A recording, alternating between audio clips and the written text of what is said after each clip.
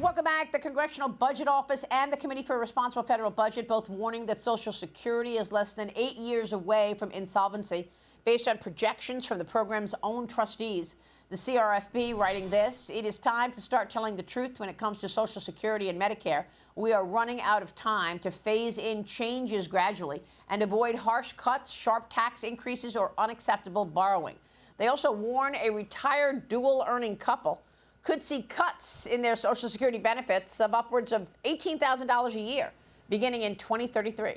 Joining me right now is the U.S. Social Security Administration Commissioner, Frank Bisignano. Frank, it's great to see you. Thank you so much for being here. Great to be here, Maria.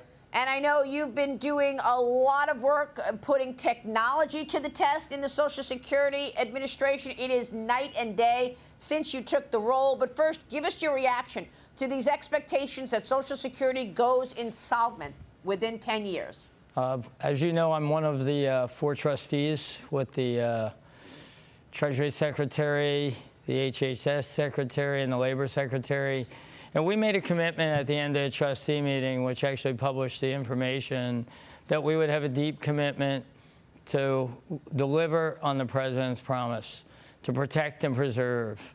And one of the ways we've been doing it is to begin to change the paradigm around our payments. In my second week on the job, the Inspector General sent a letter talking about $18 billion in improper payments. We've already addressed half of that. It's about delivering a great control environment. Ultimately, the White House, Congress, and the trustees will have a solution.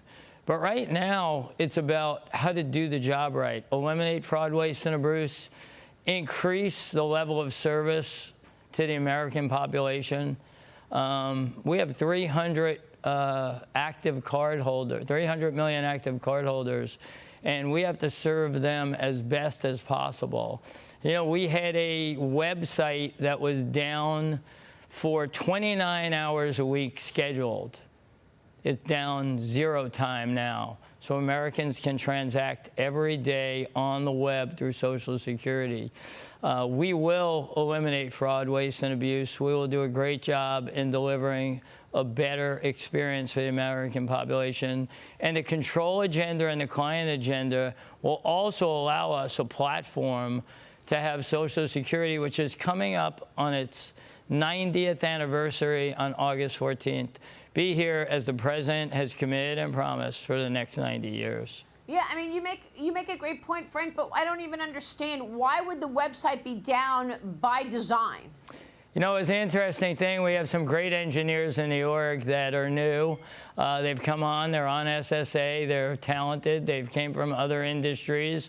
And in the first few weeks, they sent me a snapshot of the service hours of the web.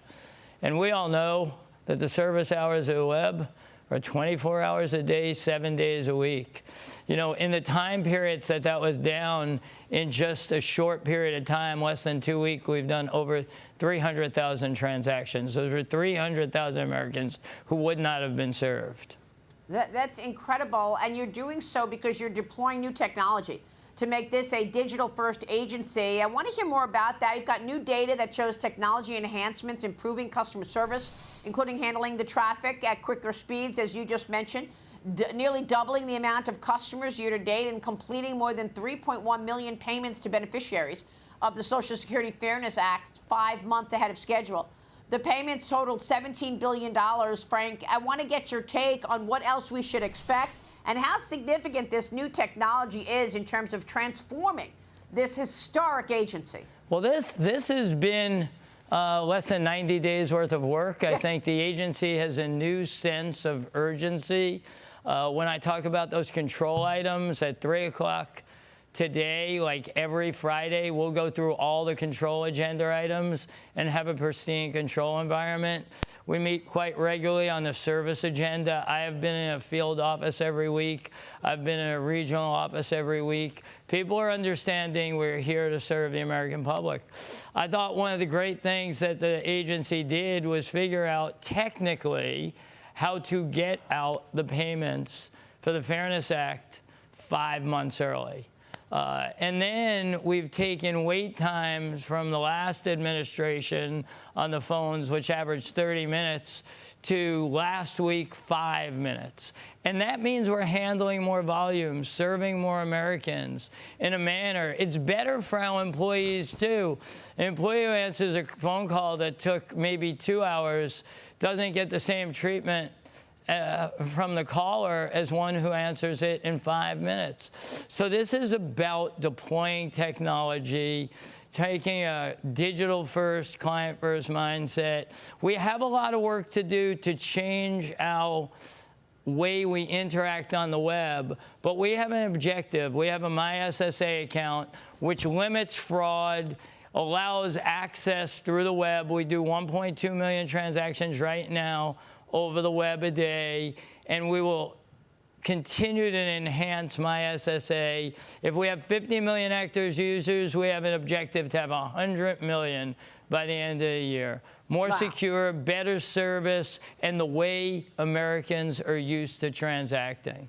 Well, I mean, look, nobody knows how to use technology to update an institution better than you, given your background, which I've watched over the years. But Frank, I want to get your take on that fraud that you just referred to, because ever since the inception of DOGE, there's been a lot more discussion about the alleged fraud in government programs coming to light, including the Social Security claims. Former DOGE head Elon Musk said that people 150 years old were receiving benefits, with critics claiming that he read the data wrong, Frank. So I know that there are, there's evidence that, in fact, some of those people who were 150 years old, 200 years old, were on the rolls. But do we know for sure if they were actually getting those benefits? Well, what I'd like to say is the Social Security card is a way to traffic in many areas. And when you have live Social Security numbers, it doesn't have to be fraud only in Social Security payments. It can traverse the whole environment. It can cause identity theft. So locking those down, which was a great job done, to lock them down, to not have people on the rolls who are not active and live, has definitely enhanced the control environment. And, to the extent that we have limited that, will show up in the numbers to protect and preserve, as the president has committed, and I'm honored to serve to be able to do that. So I think when we look at this, what we'll find out is that all the control enhancements we're doing is going to eliminate fraud, waste, and abuse. And more importantly, our error rate, which is almost 1%, will go 5 digits to the right, which will be returning money to the taxpayers ultimately. All right, Frank, we'll be watching your work. Certainly, we so appreciate your time this morning. Thank you, sir. Great to see you. Frank Bisignano joining us this morning in New York. We'll be right back. Stay with us.